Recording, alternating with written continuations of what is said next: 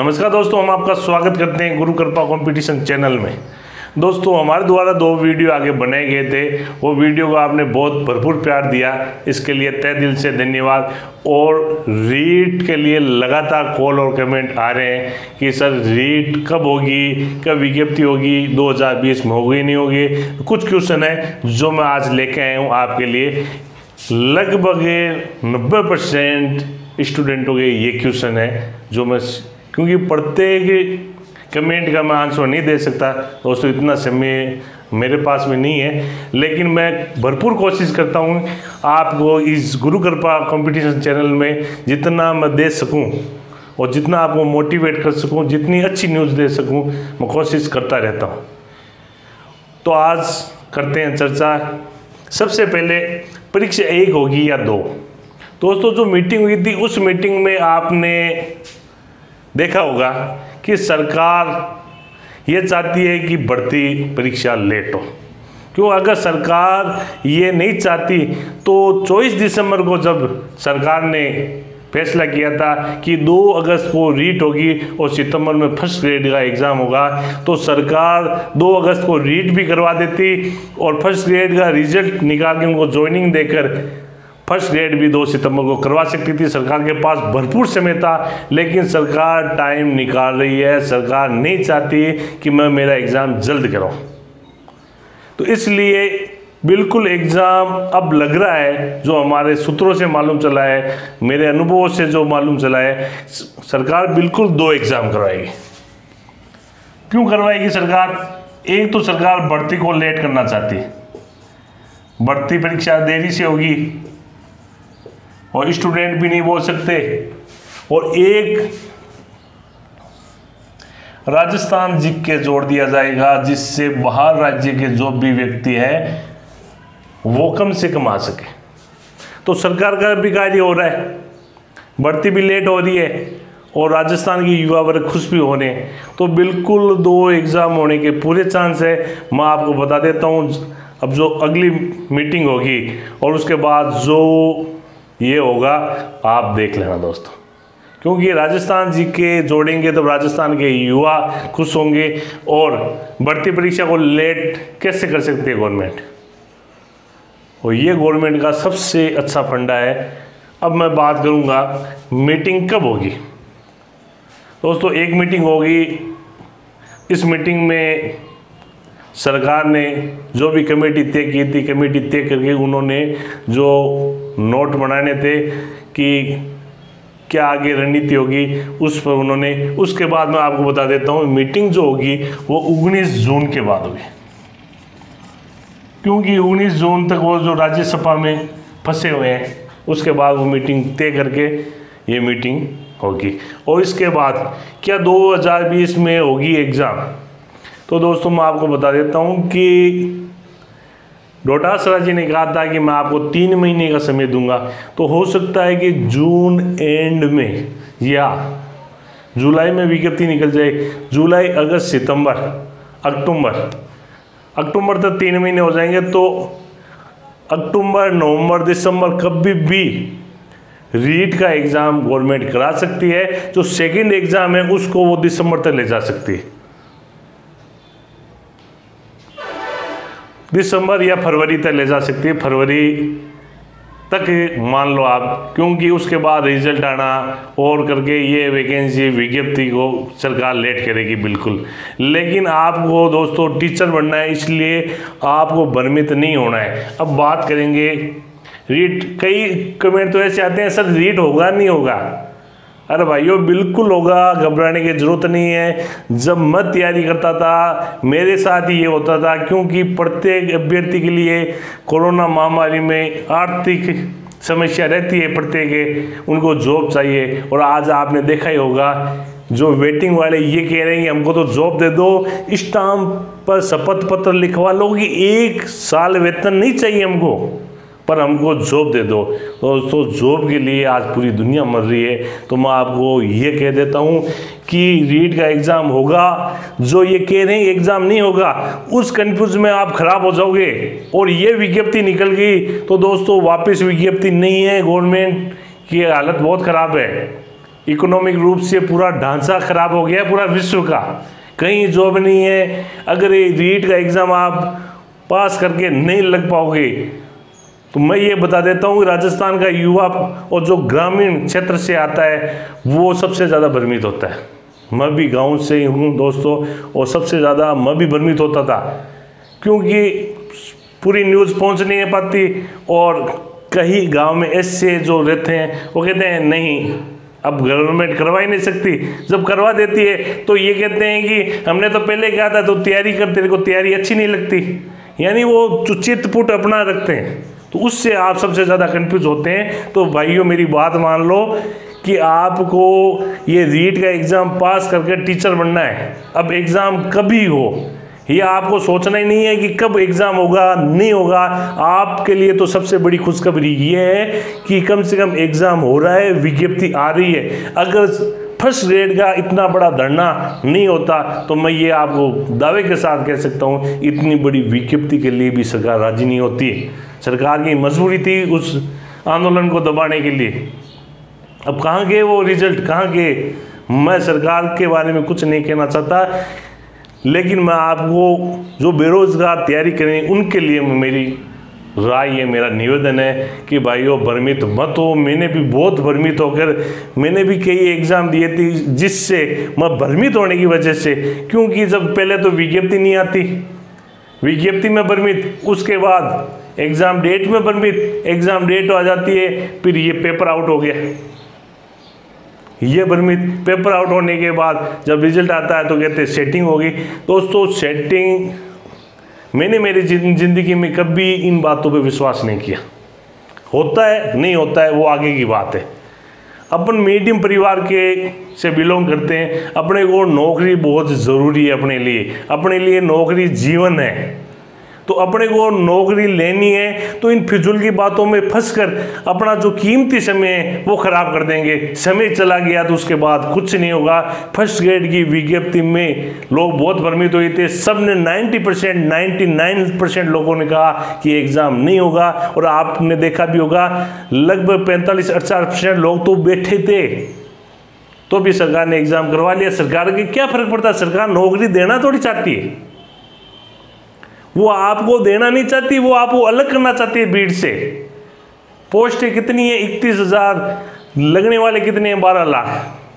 तो सोच लो, आपको लेना थोड़ी है उनको तो आपको साइड में करना है। आप कैसे ही भ्रमित हो, भ्रमित मत हो, मेरा यही है। मैंने भी बहुत भ्रमित हुआ था, उसके बाद मैंने तो ये तय कर लिया कि मेरे को तो एग्ज़ाम चाहे कभी हो, मेरे को तो मेरा सिलेक्शन करवाना है। और रात दिन मैं मेरी पढ़ाई में खप गया और आज आपके सामने आपका भाई खड़ा है। तो दोस्तों रीट बिल्कुल 2020 में एक एग्ज़ाम हो जाएगा, मैं आपको बता देता हूँ।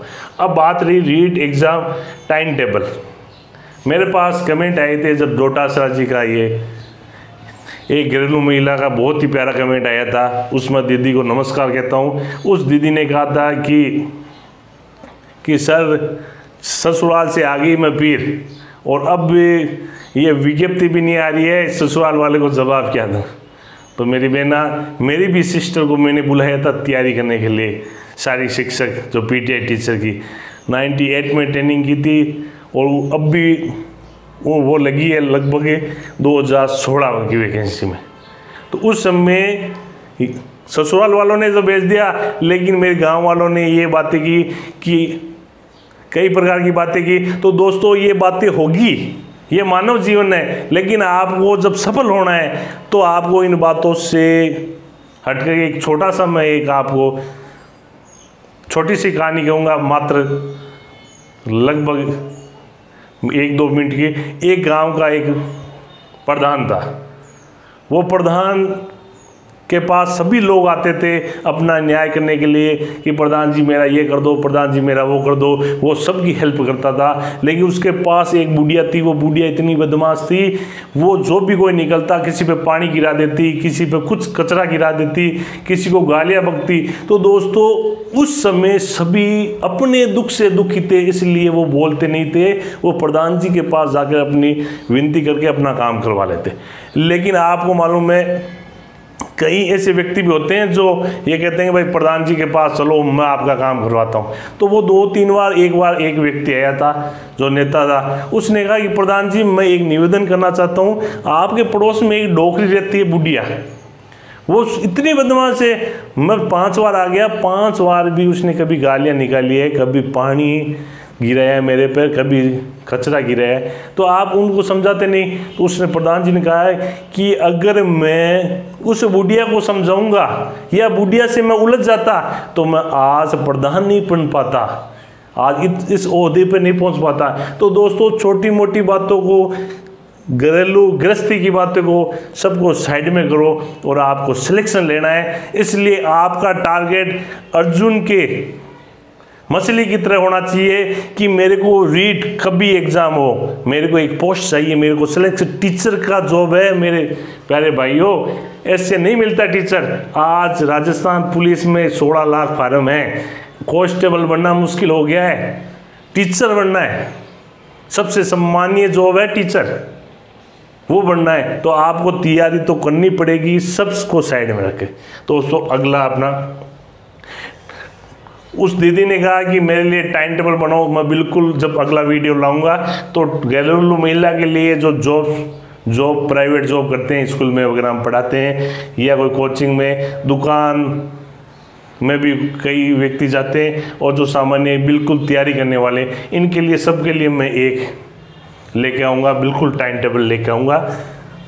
अब आगे की क्या रणनीति है दोस्तों? आगे की रणनीति यही है कि आपको इस वैकेंसी का भरपूर ध्यान रखते हुए, सब बातों को साइड में करते हुए कि वो क्या बोल रहा है, वो क्या बोल रहा है, आप हमारे चैनल से जुड़ो, गुरु कृपा कंपटीशन चैनल। आपको एक भी फिजूल बात मैं नहीं बताऊंगा दोस्तों।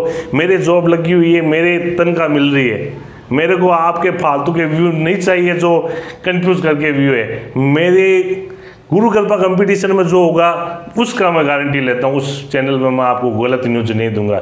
दोस्तों एक कमेंट आया था कि सर मैं एजुकेशन न्यूज नहीं सुनना चाहता, मैं भर्तियों की खबरें सुनना चाहता हूँ, तो मैंने भर्तियों की खबरें। उसके बाद किसी ने कहा कि सर रीट का अलग बनाओ जिससे हमारा मांग उठे, तो मैंने वीडियो रीट का अलग बना दिया। तो कमेंट आ रहे हैं कि सर एक ही न्यूज़ को आप बार बार दिखाते हो। तो दोस्तों मैं आपको बता देता हूँ, टिकटॉक से 5700 लाख के करीब भारत से पैसा चाइना में गया है। जब लोग 2-2 घंटे टिकटॉक देख सकते हैं तो एजुकेशन न्यूज़ आप क्यों नहीं देख सकते भाई? अगर आपको नहीं देखना तो बंद कर दो। अरे कमेंट तो कम से कम प्यारे करो। मैं आपको बता देता हूँ, मैं 7 साल वकालत करके फिर टीचर बनाऊँ, और मैं भी काम भी करता था, मेरी पढ़ाई भी करता था, कोचिंग में भी पढ़ाता था, सब काम करके यहाँ आया हूँ दोस्तों, मेरे को मालूम है। तो आप कम से कम, मैं जो मिशन लेके आया हूँ वो मिशन मैं पूरा नहीं कर पा रहा हूँ, इसलिए नहीं कर पा रहा हूँ कि कई कमेंट ऐसे आ जाते हैं जिससे मेरी आत्मा आहत हो जाती है। तो दोस्तों अच्छे प्यारे कमेंट करो जिससे मेरा भी हौसला बढ़े। अगर आपको नहीं देखना वीडियो तो बंद कर दो वीडियो भाई। अगर आपने वो न्यूज़ सुन ली तो मेरे चैनल पर मैं आपको बता देता हूँ कि किसी प्रकार की। अब आगे की बात करता हूँ, आगे की रणनीति यही है, रीट का एग्ज़ाम होगा, बिल्कुल होगा, छोटा सिलेबस नहीं है। आप अपनी तैयारी में लगे रहो जब तक फाइनल एग्ज़ाम होकर आप सफल नहीं हो जाते। नोट्स कैसे बढ़ाएं? तो नोट्स के लिए मैं मेरा एक वीडियो लाऊंगा, नोट्स कैसे। दोस्तों नोट्स बनाने पड़ेंगे आपको। अगर आप नोट्स नहीं बनाओगे तो सफलता आपकी 90% कम हो जाएगी। लिखना पड़ेगा आपको। मैंने भी रजिस्टर भरे इतने, और आज भी मैं हर महीने 1-2 रजिस्टर तो भर ही देता हूँ, क्योंकि जो चीज़ लिख दी वो स्थायी हो जाती है माइंड में। अगर आप नहीं लिखने की आदत डालोगे तो आपके लिए समस्या हो जाएगी। अभी रीट एग्ज़ाम अपने को टाइम मिल गया तो नोट्स बनाओ आप, बिल्कुल नोट्स किसी के हो उनको संयुक्त करके आप अपनी भाषा में बना लो। और मैं नोट्स के लिए अलग वीडियो बताऊंगा, शॉर्ट नोट कैसे बनाते हैं। अगर पूरी किताबें उतारने लग जाओगे तो आपका समय भी चला जाएगा, उसके लिए दोस्तों मैं अलग वीडियो बनाऊंगा। दोस्तों अब हम बात करेंगे जीके, हिंदी और मनोविज्ञान को पढ़ने का तरीका। मेरे पास कॉल आया था कि सर जीके हिंदी जो मनोविज्ञान रेट में कैसे पढ़ा जाता है, तो मैंने जीके का तो ये वीडियो बनाया था। और मैं आपको बता देता हूँ, हिंदी का मैंने पूरा एक रजिस्टर तैयार कर रखा है। उस रजिस्टर से वर्तमान में जितने भी एग्जाम हुए थे उसमें से एक ही क्वेश्चन बाहर नहीं जाता है। इस हिसाब के मैंने ट्रिक वगैरह सेट कर रखे हैं। और इससे मेरा भी फायदा नहीं हुआ, मेरे अलावा मेरी 2 सिस्टर है वो भी आज टीचर है, मेरे जो भाभी जी है वो भी आज टीचर है। और जो मैंने जो मेहनत की थी उसका कई स्टूडेंट है मेरे, जो मैंने पिछले वीडियो में बताया, मैं बार बार ये चर्चा नहीं करना चाहता। पिछली बार भी जो जेल पेरी का एग्ज़ाम हुआ था उसमें मेरा स्टूडेंट टॉपर था। और कई स्टूडेंट मेरे राजस्थान पुलिस में लगे हुए हैं, सेकंड ग्रेड में भी मैंने कई नोट्स मेरे पढ़ के कहीं लगे हैं। तो दोस्तों मैं समय मिलेगा तो मेरे को मैं जरूर आपके लिए कुछ जीके और हिंदी और मनोविज्ञान की क्लास से भी मैं लेने की प्रयास करूँगा। तो दोस्तों आज का जो वीडियो है इसमें मैंने आपको जो आपकी बातें थी वो इसको बातें बता दी मैंने आपको। अब जल्द ही मैं अगला वीडियो में आऊँगा, तब तक अपने तैयारी को लगातार जारी रखें। अब मैं इस वीडियो से विदा ले रहा हूँ। जय हिंद, जय भारत, वंदे मातरम।